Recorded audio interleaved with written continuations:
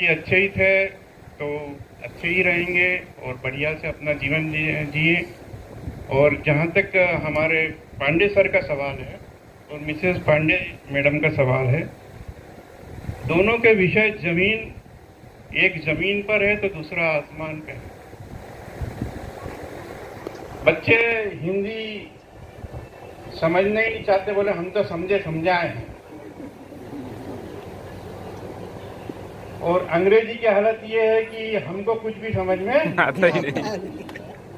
वो तो छठी में जो महात्मा गांधी का निबंध याद किया तो वो 12वीं तक चलते रहा।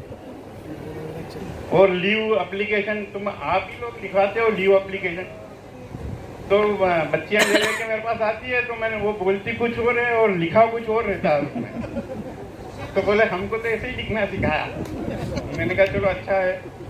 तो आपने जब भी भारत की प्रगति की बात होती है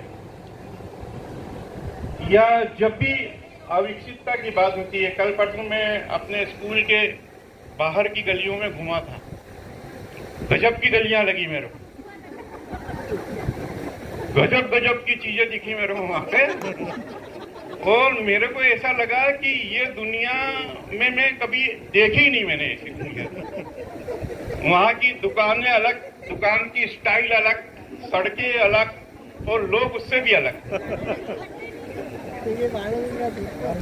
तो यदि किसी सामान्य व्यक्ति से आप पूछोगे कि ये जो गरीबी दिख रही है या जो अविकसितता दिख रही है, इसके लिए कौन जिम्मेदार है या कौन इसको दूर करेगा, तो बोले यहाँ पे जो कानून व्यवस्था फेल है तो पुलिस में रिपोर्ट डालो, यहाँ शिक्षा फेल है तो शिक्षा विभाग डीओ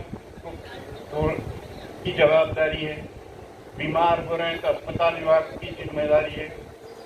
मैं अलग टाइप का विचार कर रहा हूँ, इस सब के लिए जिम्मेदार हम हैं।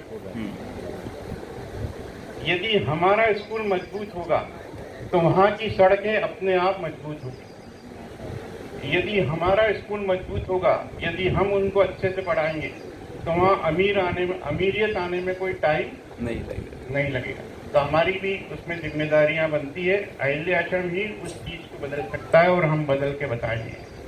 तो सर के भी मैं बहुत आभारी हूँ, मेरे पास में आके काफ़ी समय बिताया करते थे, काफ़ी कुछ ज्ञान की बातें बताते थे। तो पांडे साहब से अनुरोध है कि वो ऐसे ही समय समय पर आया करें। और मेरी तो इच्छा ये है कि आप दोपहर की चाय पीने के बाद घर पे 1-2 पीरियड हमारे यहाँ आके पढ़ाया करें।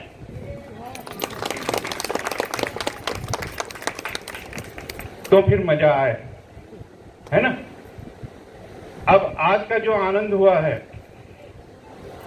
आज का जो आनंद है कि नहीं है ना।